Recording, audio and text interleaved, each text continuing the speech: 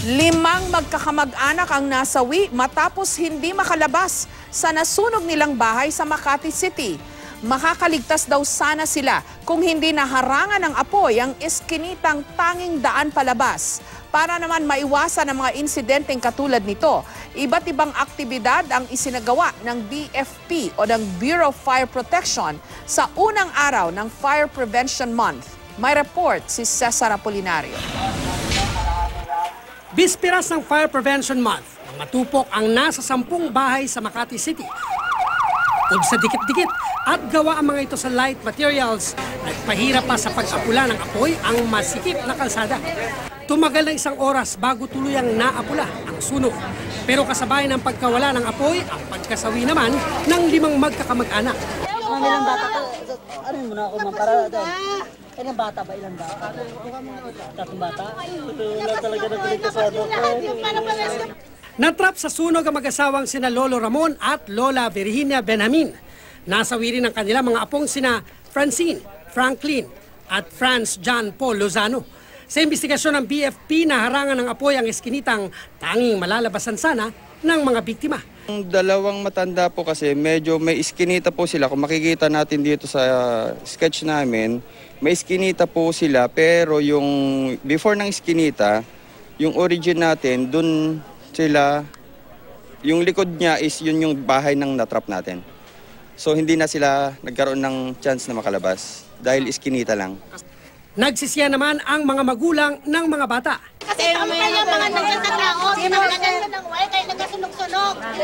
Kasi nila maglakaw ng kuryente kaya hindi nagpakabit ng kuryente. Kaso ngayon, walang kuryente sa anak ko.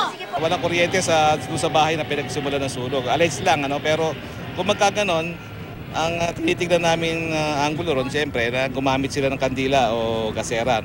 Aabot sa 200,000 pesos ang halaga ng mga naabong ari-arian.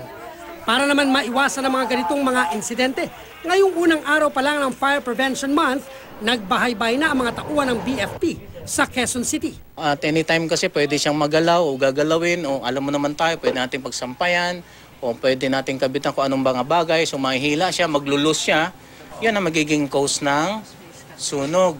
Kagaya nito, sigurado tayo, nasasaksakan pa rin ito. So magiging mabigat na ito, payat lang yung kuryente. So from time to time, i-check natin kasi pag mag-iinit ito, mag-iinit lahat yan, doon na ngayon yung pag-uumpisahan ng apoy. Ay maaaring maabo ang ating. Sa Camarines Sur, sa Unity Walk, Zumba dance at poster making naman, idinaan ang pagsisimula ng Fire Prevention Month. Sa Abra, dumalo sa misa ang mga bumbero. Ipinagdasal nila na malayo sila sa mga insidente ng sunog. Sinundan ito ng Unity Walk. Pumarada naman sakay ng fire truck ang mga tao ng BFP sa Ilagan City, Isabela. At nagpatunog ng mga sirena ang mga truck ng bumbero sa Bataan. Nag-motorcade naman ang mga bumbero sa Ormoc City bilang paalala sa publiko na mag-ingat sa sunog. Daan-daang residente, opisyal ng BFP at iba't ibang grupo naman sa Coronadal City ang lumahok sa Fan Walk. Nag-alay lakad din ang mga taga-Kidapawan.